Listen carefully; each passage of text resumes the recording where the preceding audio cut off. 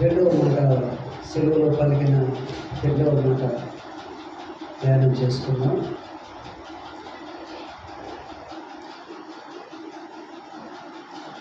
లూకా సువార్త 23వ అధ్యాయం 34 నుంచి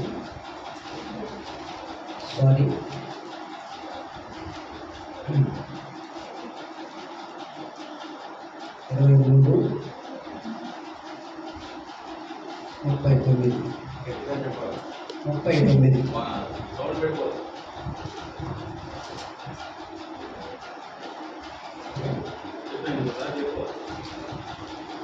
లూకా సువార్త 23:39 చదువుతున్నాం.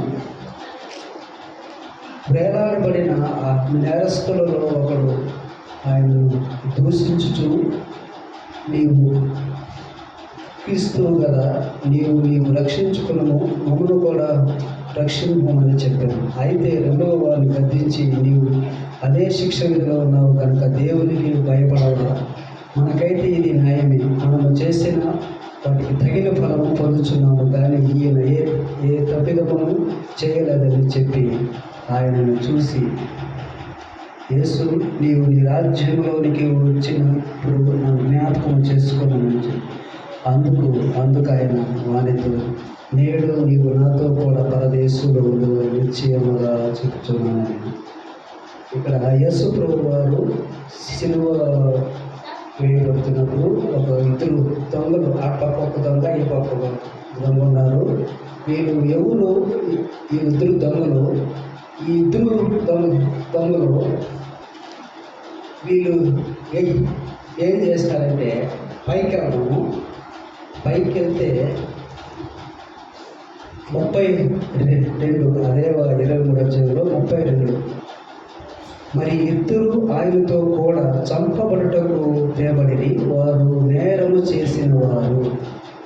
వీరిద్దరు దొంగలు కూడా నేరాలు చేసినారు. ఈ ఇద్దరు దొంగలు నేరం చేసినారు. రైట్. ఇక్కడ యేసుప్రభు వారు ఒక దొంగకి ఏం చెప్తున్నారంటే, నేడు నీవు నాతో కూడా పరదేశంలో ఉండవని చెప్తున్నారు. కానీ ఈ ఇద్దరు దొంగలు యేసుప్రభు వారిని చాలా తిట్టినారు, అవమానపరిచారు. ఎలాగా అవమానపరిచారు? ఈ ఒక్క దొంగకి అలాంటి మనసు ఎలా వచ్చింది, ఎప్పుడు వచ్చిందని మనం చూద్దాం.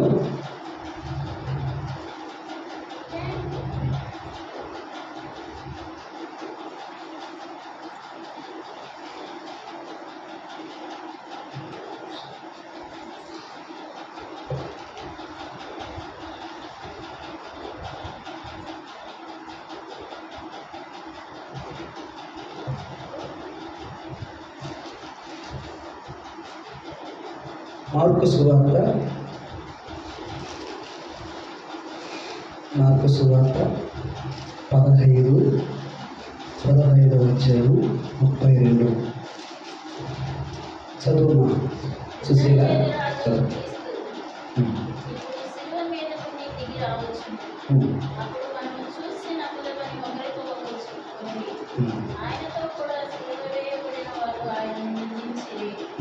రైట్. ఓకే. ఇప్పుడు ఆయన్ని ఇద్దరు నిందించినారు. ఎవరు? ఇద్దరు దొంగలు. మళ్ళీ వచ్చేసి మత్తాయి 27 అధ్యాయము 38 నుంచి 44 వరకు చదువుమా.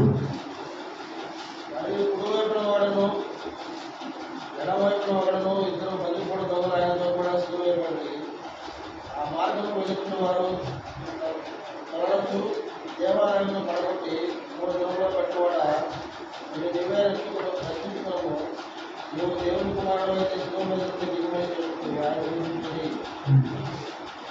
ఈ ఇద్దరు దొంగలు యేసు ప్రభు వారిని శిలువలో ఉన్నప్పుడు ఆ ఎరకు ముందుగా దేవుణ్ణి దూషించిన వ్యక్తులే వీళ్ళిద్దరు, నేరం చేసిన వారు. ఆ రోజు యేసు ప్రభు వారిని సిలువేసే రోజు వాళ్ళకు కూడా నేర స్థాపన ఉంది. కాబట్టి ఆ రోజు రాజ్యంలో పట్టణంలో దేవుడు వాళ్ళ మధ్యలో ఈయన అన్యాయస్తుడిగా నేరం చేసిన వాళ్ళు అటుపక్క ఇటుపక్కల, ఈయన ఏ నేరం చేయలేదు దేవుడు, కానీ వాళ్ళ మధ్యలో ఆయన్ని సిరివేసే దానికి వాళ్ళు ప్రారంభించినప్పుడు అక్కడ ఈయనకి ఎవరికి ఈ రెండో దొంగకి ఎలా వచ్చింది మారు మనసు అనేది చెప్తాను. లోకాసు వార్త 23 అధ్యాయము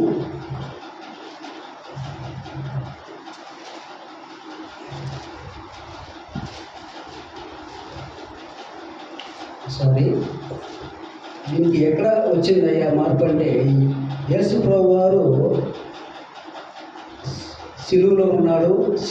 సిలువ ఉన్నప్పుడు వీళ్ళందరూ అక్కడికి వచ్చిన ప్రతి ఒక్కరూ ఏడుస్తున్నారు, మమ్మల్ని గుడ్డోళ్ళని మగవాళ్ళని అందరినీ కాపాడినాం నాయన అలాగని. ఇప్పుడు వీళ్ళు ఏడుస్తున్నప్పుడు మాట్లాడుతున్నప్పుడు అవన్నీ యేసు ప్రభు వారు ఒకటి నెంబర్ 1 యేసు ప్రభు వారు వింటున్నాడు, దొంగ కూడా వింటున్నాడు. ఇద్దరు దొంగలు మధ్యలో యేసు ప్రభు వారు ఉన్నాడు. ఒక దొంగ వచ్చి మాట్లాడుతున్నాడు అన్నమాట, ఇంకొక దొంగ వచ్చి గమ్మున వింటున్నాడు.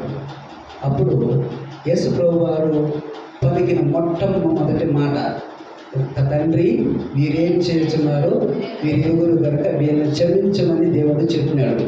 అప్పుడు ఈ రెండో దొంగకి గుండె పగిలిపోయింది. అక్కడ వచ్చి దీనికి మారు మనసు వచ్చి అప్పుడు అప్పుడు అడుగుతున్నాను అనమాట ఆయన్ని ఏమని, ఇప్పుడు చదువుమా ఎందుకంటే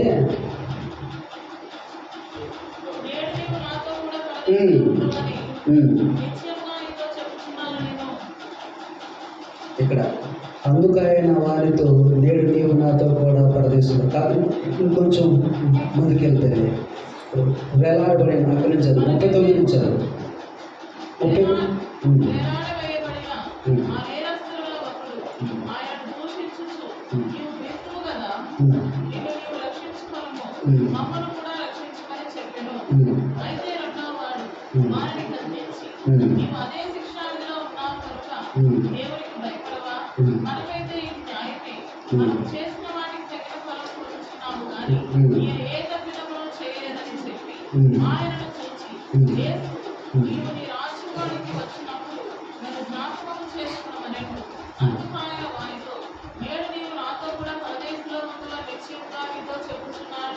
హల్లెలూయా.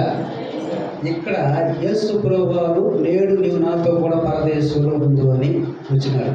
ఇక్కడ ఒక చిన్న డౌట్ వస్తామని, ఎవరికంటే దేవుడికి ఆ దొంగకి మధ్యలో ఇప్పుడు బాప్తీసం పొందితేనే కదా పరలోకానికి వెళ్ళాలి. మరి బాప్తీసం ఎక్కడుంది? బాప్తీసం లేదు.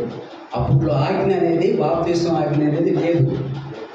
డైరెక్టర్ ఆయన ఉన్నాడు కాబట్టి అట్లా ఎప్పుడు బాప్తీసం పొందినారు, ఎప్పుడు బాప్తీసం ఉందంటే దాని గురించి చెప్తానండి. మార్కు సువార్త 28వ అధ్యాయము 18 చదువుతుంది. మార్కు సువార్త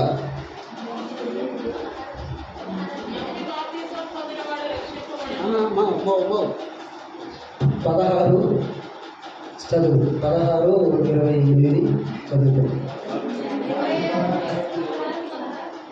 చదువు.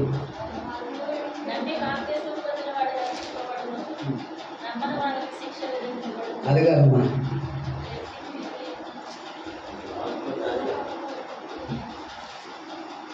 మార్కు సువార్త అమ్మా.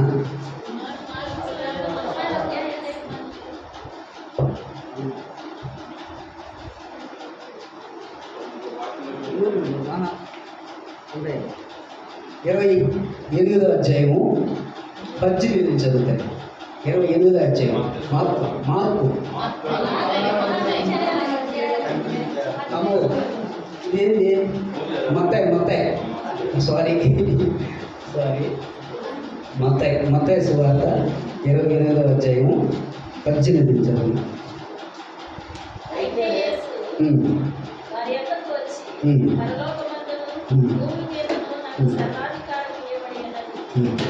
కాబట్టి మీరు వెళ్ళి సమస్త జనులను శిష్యులుగా చేయండి, తండ్రి యొక్కయు కుమారుని యొక్కయు పరిశుద్ధాత్మ యొక్క నామములో వారికి ప్రసంగించుచు ఉమ్, నేను నీకు ఏ ఏ సంగతులు ఆజ్ఞాపించుదునో ఉమ్, వాటన్నిటినీ కైకొనవలెనని వారికి బోధించుడి. ఉమ్, ఇదిగో నేను యుగ సమాప్తి వరకు సదాకాలం మీతో కూడా ఉన్నానని వారితో చెప్పాను. అది. ఇప్పుడు బాప్తీసం ఇప్పుడు బాప్తీసం గురించి ఇక్కడ నుంచి దేవుడు ఈరోజు చనిపోయి రేపు సమాధిలో పెట్టబడి 3వ దినం వేసి 40 దినాలు భూమి మీద ఉండి అప్పుడు శిష్యులందరూ కొండపైకి వెళ్ళి అప్పుడు ఆయన ఆకులను వెళ్ళిపోతా అప్పుడు చెప్పిన మాట ఈ సమస్య శిష్యులుగా చేయండి, తండ్రి యొక్క కుమారు యొక్క బాప్తీసం ఇవ్వమని చెప్పిన మాట ఇది. ఈ స్తోత్రం. మరి అక్కడ ఇంకొక నాకు దీంట్లో నచ్చింది ఏమిటంటే ఇప్పుడు మళ్ళీ వచ్చింది లోకాసు వార్తలకు వచ్చింది.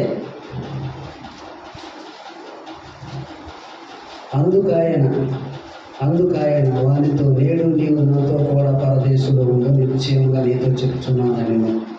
ఇంతవరకు ఇంత టైం వరకు దేవుడు అక్కడ సిలువలో ఆయన పోయేటప్పుడు కూడా ఒక ఆత్మని తీసుకెళ్ళాడు. తప్ప రైటా? రైట్.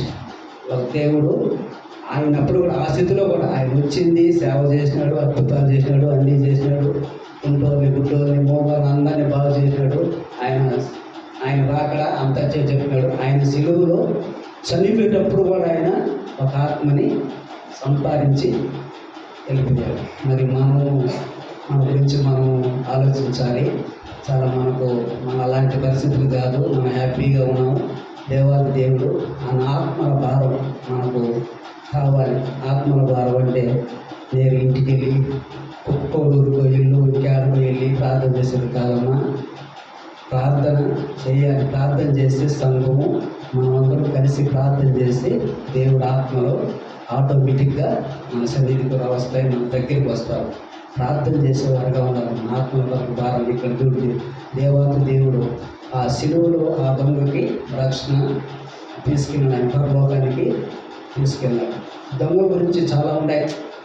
ఈ దొంగల లిస్ట్ ఎత్తుకుంటే చాలా దొంగలు అనేది బైబిల్లో ఉంటాయి. కాబట్టి నా సమయం అయ్యగారు ఇంకొక సెకండ్ ఇస్తే ఈ దొంగల గురించి అది సార్. Okay, right. నేను స్తోత్రం. మరి దొంగలు అనేవాళ్ళు ఎక్కడనంటే నేను బైబిల్లో వచ్చి చెప్పలేదు, నేను చెప్తున్నాను. దొంగలు అనేది 10వ వంతు ఇవ్వకపోతే వాడు దొంగ ఒకటి.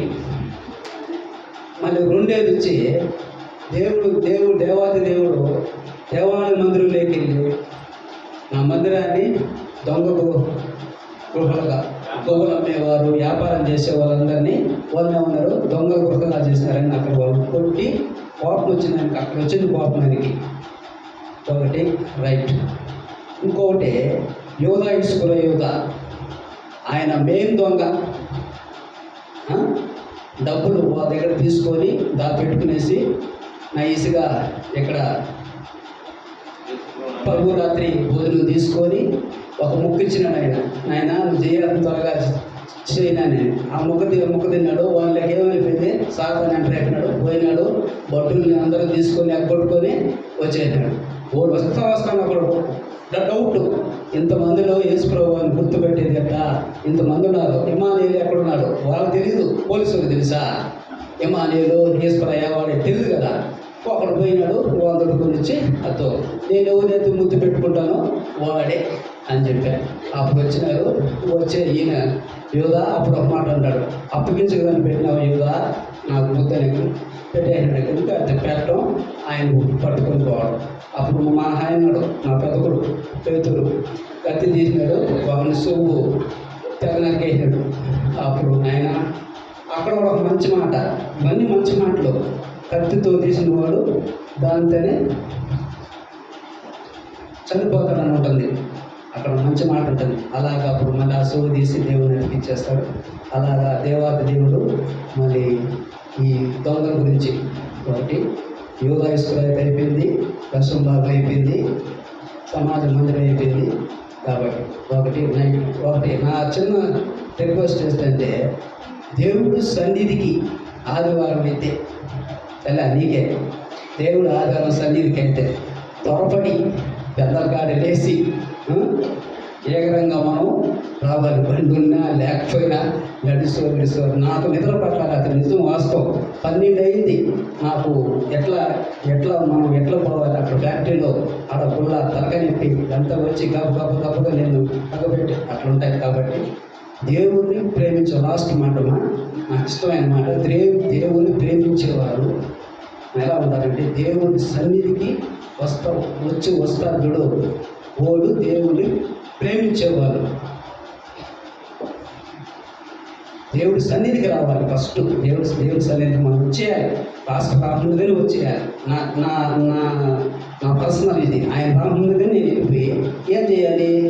ఫ్యాన్లు ఎట్టున్నాయి, ఎట్ట చేసినాడు, అట్లా వచ్చి కాల్ చెప్పేసేది అది కాదు. వచ్చి ప్రార్థన చేయాలి. సంఘటనల కొరకు, ఆత్మల కొరకు, సేవ కొరకు, పరిచయ కొరకు నేను ప్రార్థన చేయాలి. నేను ప్రార్థన నాకు ఇష్టం అది. అలాగా దేవుని ప్రేమించేవాళ్ళంటే దేవుడి సన్నిధికి రావాలి. ఓకే, ఒక చిన్న పాట పాడచ్చా? ఒక పాట అది నేను కొంచెం అది మా అన్న పాట. మా అన్న పాకాలు ఏమన్నాడు కదా, ఆయన పాట ఇది. బాబు అప్పుడే చెప్పిన వీడికి సైజ్ చేసిన. గాయపడిన సమయాన మంచి సమరయునుల మా గాయాలు కడిగిన దేవా, ఆకలైన వేళలో ఆహారమిచ్చి నన్ను పోషించినావు దేవా. నిన్ను విడువను ఎడబాయని నా, నిన్ను విడువను ఎడబాయని నా యేసయ్యా. దినములనే వాడినా కీర్తించిన ఈ గుణము నీకే సకలనా. కొనియాడి పాడి నీ సాక్షిగానే ఇలలో జీవింతును సయ్యా, ఇలలో జీవింతును. దినములనే వాడనా కీర్తించిన ఈ గుణము నీకే సకలనా. కొనియాడి పాడి నీ సాక్షిగానే ఇలలో జీవించనా, ఇలలో జీవించనా. హల్లెలూయా. ఈ రెండవ మాట కొరకు మన మా ప్రార్థన చేస్తారు.